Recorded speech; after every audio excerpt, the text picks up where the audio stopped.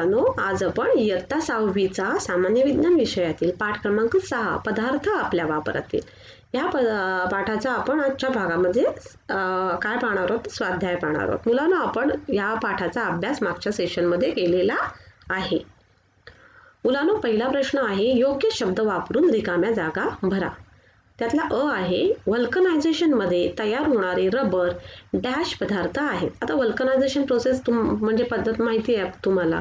काय आपण शिकलो तर गंधक म्हणजे ह्याच्याबरोबर कशाबरोबर तर रबरला गंधकाबरोबर 4-5 तास तापवले तर काय होतं तर रबर टणक होतो. ह्याच प्रोसेसला काय म्हणतात तर व्हल्कनायझेशन असे म्हणतात. मग व्हल्कनायझेशनमध्ये तयार होणारे रबर कसे असते तर मानवनिर्मित टणक पदार्थ आहे. कोणता पदार्थ आहे तर मानवनिर्मित टणक पदार्थ आहे. याचं उत्तर आहे मानवनिर्मित टणक पदार्थ आहे. तर आ आहे नैसर्गिक पदार्थांवर ज्या डॅश करून मानवनिर्मित पदार्थ तयार केले जातात. मग नैसर्गिक पदार्थावर काय करून मानवनिर्मित पदार्थ तयार केले जातात तर प्रक्रिया करून. काय तर प्रक्रिया करून. तर ई आहे ह्यातला न्यूयॉर्क व लंडन येथे डॅश हा कृत्रिम धागा तयार झाला. मग न्यूयॉर्क व लंडन येथे कुठला कृत्रिम धागा तयार झाला तर नायलॉन हा. कुठला तर नायलॉन हा कृत्रिम धागा तयार झाला. ई आहे रेयॉनला डॅश नावाने ओळखले जाते. तर रेयॉनला कुठल्या नावाने ओळखले जाते मुलांनो तर कृत्रिम रेशीम या नावाने ओळखले जाते. समजले यांची उत्तरं तुम्हाला. आता पुढचा प्रश्न आहे मुलांनो की मानवनिर्मित पदार्थांची गरज का निर्माण झाली. काय तर मानवनिर्मित पदार्थांची गरज का निर्माण झाली. मग याचं उत्तर असं आहे की मानवाच्या गरजा वाढत गेल्या. काय तर मानवाच्या गरजा वाढत गेल्या त्यामुळे त्याला सतत नव्या गोष्टींचा शोध घ्यावा लागला. कळलं. काय झालं मानवाच्या आपल्या गरजा कशा वाढत जातात ना. आपल्याला हे हवं असतं, आपल्याला अनेक गोष्टींच्या गरजा वाढत गेल्या आपल्या. त्याच्यामुळे काय झालं तर त्याला सतत नव्या गोष्टींचा शोध घ्यावा लागला. जीवन अधिकाधिक सुकर करण्यासाठी त्याला नवनव्या पदार्थांची गरज पडते आणि त्यामुळे मानवनिर्मित पदार्थांची गरज निर्माण झाली. तुम्हाला माहिती आहे ना मुलांनो, पूर्वी जेव्हा पावसापासून वाचवण्यासाठी बायका इरली घ्यायची. इरली माहिती आहे जशा झाडांच्या पानांच्या पासून बनवलेल्या असायच्या. पण आता आपण इरली घेतो का तर नाही. आता आपण रेनकोट घालतो की नाही. तुम्ही शाळेत जायला नवीन छत्र्या वापरता. म्हणजे हेच नवीन छत्र्या, हे रेनकोट हे काय आहेत तर हे मानवनिर्मित पदार्थ आहेत. म्हणजे जशा आपल्या गरजा वाढल्या तशा आणि आपलं अधिकाधिक जीवन सुकर होण्यासाठी मानवाने काय तर नवीन शोध घ्यायला लागला आणि मग त्याच्यातूनच काय झालं तर मानवनिर्मित या पदार्थांची निर्मिती झाली. कळलं तुम्हाला या प्रश्नाचं उत्तर. आता दुसरा प्रश्न आहे निसर्गातून कोणकोणते वनस्पती व प्राणीजन्य पदार्थ मिळतात. म्हणजे आपल्याला निसर्गातून कोणकोणते वनस्पतीपासून कोणते आपल्याला पदार्थ मिळतात, प्राण्यांपासून कोणते पदार्थ मिळतात. मग वनस्पतींपासून जे पदार्थ मिळतात त्यांना आपण वनस्पतीजन्य पदार्थ म्हणतो. हे आपण शिकलोच. आणि प्राण्यांपासून जे आपल्याला पदार्थ मिळतात त्यांना काय म्हणतो आपण तर प्राणीजन्य पदार्थ असे म्हणतो. हे आपल्याला पाहिलं. वनस्पतीपासून कुठले पदार्थ मिळतात ते आपण आता पाहूया. तर वनस्पतीजन्य पदार्थ कुठले जसे की कापूस, ताग, अंबाडी, साग, लाकूड, फळे, फुले, भाज्या अशा अनेक वनस्पतीपासून आपल्याला कडधान्य, धान्य हे वनस्पतीपासून आणि वेगवेगळे औषधं वनस्पतीपासून मिळतात. कळलं. तर प्राणीजन्य पदार्थ कुठले जसे की चामडे, रेशीम, लाख, मोती, लोकर हे आपल्याला प्राण्यांपासून मिळतात की नाही. आपल्याला लोकर शीपपासून मिळते म्हणजे मेंढ्यांपासून मिळते. मोती आपल्याला मिळतात, लाख मिळते, रेशीम मिळते रेशीम किड्यांपासून, चामडे मिळते. म्हणजे हे पदार्थ प्राणीजन्य आहेत आणि प्राण्यांपासून आपल्याला मिळतात म्हणून त्यांना प्राणीजन्य पदार्थ असे म्हणतात. आणि हे पदार्थ आपल्याला वनस्पतींपासून मिळतात जसे की कापूस, ताग, अंबाडी आणि म्हणून यांना वनस्पतीजन्य पदार्थ असे म्हणतात. समजलं. आता पुढचा प्रश्न आहे मुलांनो की व्हल्कनायझेशन म्हणजे काय तर व्हल्कनायझेशन म्हणजे काय तर व्हल्कनायझेशन ही रासायनिक प्रक्रिया आहे. काय आहे तर ही रासायनिक प्रक्रिया आहे. या प्रक्रियेत काय होतं तर रबर हे गंधकाबरोबर 3 ते 4 तास तापवले जाते. काय तर रबर हे गंधकाबरोबर 3 ते 4 तास तापवले जाते. या प्रक्रियेमुळे काय होतं तर रबराला कठीणपणा येतो. काय होतं रबर टणक बनतं, कठीणपणा येतो. कळलं. व्हल्कनायझेशन प्रोसेस म्हणजे काय व्हल्कनायझेशन म्हणजे काय तर व्हल्कनायझेशन ही रासायनिक प्रक्रिया आहे. काय आहे मुलांनो, तर ही रासायनिक प्रक्रिया आहे. या प्रक्रियेत काय होतं, तर या प्रक्रियेत रबर हे गंधकाबरोबर 3 ते 4 तास तापवले जाते आणि या प्रक्रियेमुळे रबराला काय येतो, तर कठीणपणा येतो. समजली व्हल्कनायझेशन प्रक्रिया म्हणजे काय? आता ह्याचं उत्तर कळलं. आता दुसरा प्रश्न आहे की प्रश्न आहे की नैसर्गिकरित्या कोणत्या पदार्थापासून धागे मिळतात? नैसर्गिकरित्या कोणत्या पदार्थांपासून धागे मिळतात? मग कापूस, लोकर, रेशीम, ताग, अंबाडी या पदार्थांपासून नैसर्गिकरित्या धागे मिळतात. कुठल्या पदार्थांपासून नैसर्गिकरित्या धागे मिळतात मुलांनो? जसे की कापूस, लोकर, रेशीम, ताग, अंबाडी या पदार्थांपासून नैसर्गिकरित्या धागे मिळतात. समजलं? आता आमचे उपयोग काय आहेत? पुढचा प्रश्न आहे आमचे उपयोग काय आहेत? त्याच्यामध्ये आहे माती. मातीचा उपयोग काय आहे? तुम्हाला तर माहितीच आहे मुलांनो. मग ह्या प्रश्नाचं उत्तर असं आहे की मातीवरती शेती होते. माहिती ना, आपण शेती कशावर करतो, तर मातीवरती. मातीचा उपयोग बांधकामात केला जातो. माती, विटा व कौले मातीपासूनच तयार केली जातात. वेगवेगळ्या कुंड्या, चुली, भांडी या वस्तू मातीपासून बनवल्या जातात. समजलं तुम्हाला मातीचे उपयोग? या प्रश्नाचं उत्तर कळलं की मातीचा उपयोग कशासाठी केला जातो मुलांनो, तर मातीवरती शेती होते. मातीचा उपयोग बांधकामासाठी केला जातो. विटा, कौले मातीपासून तयार केली जातात. कुंड्या, चूल, भांडी या वस्तू मातीपासून बनवल्या जातात. आता दुसरा प्रश्न आहे लाकूड. लाकडाचा उपयोग काय आहे? तर तुम्हाला माहितीच आहे, लाकडापासून फर्निचर तयार करतात ना तयार. आपल्या घरातलं जे फर्निचर असतं ते कशापासून बनलेलं असतं? कबड, खुर्च्या, टेबल हे लाकडापासून तयार केलेलं असतं. खिडक्या, दरवाजे लाकडापासून बनतात आणि इंधनही आपल्याला लाकडापासून मिळतं की नाही. काही आपण गावाला वगैरे बघितलं तर तुम्ही म्हणजे चुलीवर जेवण करतात, मग त्या चुलीमध्ये काय जाळतात, तर लाकडच जाळतात. म्हणजे इंधनही आपल्याला लाकडापासून मिळतो. आता नायलॉनचा उपयोग काय आहे? तर नायलॉन धाग्याचा टिकाऊ वस्त्रांसाठी उपयोग करतात. कशासाठी? तर टिकाऊ वस्त्रांसाठी. तसेच मासेमारीची जाळी, दोरखंड बनवण्यासाठी नायलॉनचा वापर होतो. कळलं? तर नायलॉनचा वापर कशासाठी होतो? तर नायलॉन धाग्याचा टिकाऊ वस्त्रांसाठी उपयोग करतात. तसेच मासेमारीची जाळी आणि दोरखंड बनवण्यासाठी नायलॉनचा वापर होतो. समजलं? आता कागदाचा उपयोग कशासाठी होतो मुलांनो? तर कागदाचा वापर लिहिण्यासाठी होतो. तुम्ही लिहिता की नाही वह्या, पुस्तक आपण लिहिण्यासाठी आपण कशावर लिहितो? तर कागदावर लिहितो. पुन्हा वह्या, पुस्तके कशापासून बनतात? तर कागदापासून बनतात. पॅकिंग करण्याच्या कामात देखील कागदाचा वापर होतो. कळलं?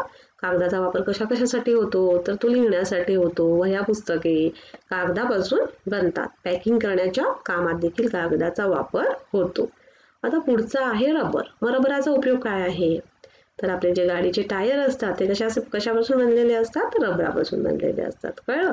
रबरापासून वाहनांचे टायर्स बनवले जातात. रबरापासून चेंडू, खेळणी, रबर बँड, खोड रबर अशा अनेक वस्तू मिळतात. कळलं? काय? तर रबरापासून वाहनांचे टायर्स बनवले जातात. रबरापासून चेंडू, खेळणी, रबर बँड, खोड रबर अशा अनेक वस्तू मिळतात. आता मुलांनो, हे तुम्हाला कळलं. आपण आता काय पाहिलं? कुठले प्रश्न पाहिले? तर वेगवेगळे कागद, माती यांचे उपयोग पाहिले. Rubber, nylon. आता पुढचा प्रश्न आहे मुलांनो, कारणे लिहा. काय? तर कारणे लिहा. यातलं पहिलं कारण आहे की उन्हाळ्यात सुती कपडे वापरावेत. का बरं? उन्हाळ्यात सुती कपडे वापरावेत कारण सुती कपडे हे कापसाच्या नैसर्गिक धाग्यापासून बनलेले असतात. कळलं? काय? तर सुती कपडे कशापासून बनलेले असतात? तर कापसाच्या नैसर्गिक धाग्यांपासून बनलेले असतात. या धाग्यात शरीराचा घाम शोषला जातो. काय? तर या धाग्यामध्ये शरीराचा घाम शोषला जातो. तसेच त्वचा ओलसर राहून त्वचेचे विकार होण्यास संभव कमी असतो. म्हणजे काय? तर उन्हाळ्यामध्ये आपल्याला घाम येतो, खूप घाम येतो. मग हे कपडे काय करतात? सुती कपडे शोषून घेतात. आपला घाम शोषून घेतात आणि मग त्यामुळे आपल्याला स्किनचे जे आजार असतात ते होत नाही. कळलं? म्हणून उन्हाळ्यामध्ये सुती कपडे वापरावेत. परत सांगू का? सुती कपडे हे कापसाच्या नैसर्गिक धाग्यांपासून बनवलेले असतात. या धाग्यात शरीराचा घाम शोषला जातो. तसेच त्वचा ओलसर राहून त्वचेचे विकार होण्यास संभव कमी असतो. म्हणून उन्हाळ्यात सुती कपडे वापरावे. समजलं? आणि कृत्रिम आपण जे धागे वापरतो, कृत्रिम धाग्याचे म्हणजे जसे की नायलॉन हा कृत्रिम धागा आहे ना, नायलॉन वगैरे, तर नायलॉन कृत्रिम धाग्यांपासून बनवलेले कपडे वापरले तर ते काय करतात, घाम शोषून घेत नाहीत. तर उन्हाळ्यात त्याचा त्रास होतो. ते काय करतात, घाम शोषून घेत नाहीत आणि मग त्यामुळे उन्हाळ्यात आपल्याला खूप घाम आलेला असतो आणि मग त्यामुळे आपल्याला कसले आजार होतात, स्किनचे आजार होतात. तो घाम आपल्या बॉडीला चिकटूनच राहतो ना, अंगाला शोषला जात नाही तो कपड्यामधून आणि मग त्यामुळे आपल्याला खाज खाणे, रॅशेस येणे असे अनेक त्वचेचे विकार होतात. म्हणून उन्हाळ्यात आपण कसले कपडे वापरायचे, तर सुती कपडे वापरावे. कळलं? आता पुढचा आपला प्रश्न आहे, कागद वाचवणे ही काळाची गरज आहे. कारण का बरं? कागद वाचवणे ही काळाची गरज आहे. का? तर कागद कशापासून बनवलेला जातो? आता पुढे आपण पाहणार आहोत त्याची, आपण पाहिलेले आहे कागदाची निर्मिती. पण मग कागद कशापासून बनवलेला असतो? तर कागद हा वृक्षांच्या ओंडक्याच्या सालीपासून बनवला जातो. जेवढा कागद बनवावा लागतो तेवढे वृक्ष तोडावे लागतात, आहे ना, झाडं तोडावी लागतात. कारण जेवढे आपण कागद म्हणजे आपल्याला लागतो तेवढे झाडं तोडावी लागतात. कागदाच्या म्हणजे अतिवापर केल्यामुळे काय होतं, तर मोठ्या प्रमाणामध्ये जंगलतोड होते आणि जंगलतोड झाल्यावर हवामान बदलासारखी संकटे येतात. जंगलतोड झाले की काय होतं, तर पाऊस पडत नाही. मग पाऊस पडल्यानंतर काय होतं, दुष्काळ येतो. पाऊस नाही पडला तर दुष्काळ येतो. म्हणून आपण कागद सुद्धा व्यवस्थित वाचवणे ही काळाची गरज आहे. कारण कागद हा वृक्षांच्या ओंडक्याच्या सालीपासून बनवलेला असतो.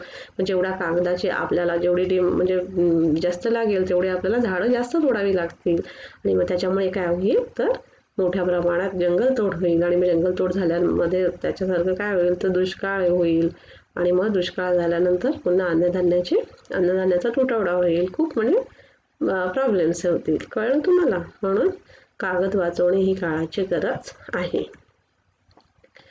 तर तिसरा प्रश्न आहे मुलांनो, की मानवनिर्मित पदार्थांना जास्त मागणी आहे. काय? तर मानवनिर्मित पदार्थांना जास्त मागणी आहे.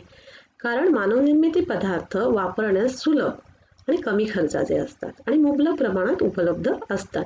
पूर्वीच्या नैसर्गिक पदार्थांना आता मानवनिर्मित पदार्थांचा पर्याय आहे.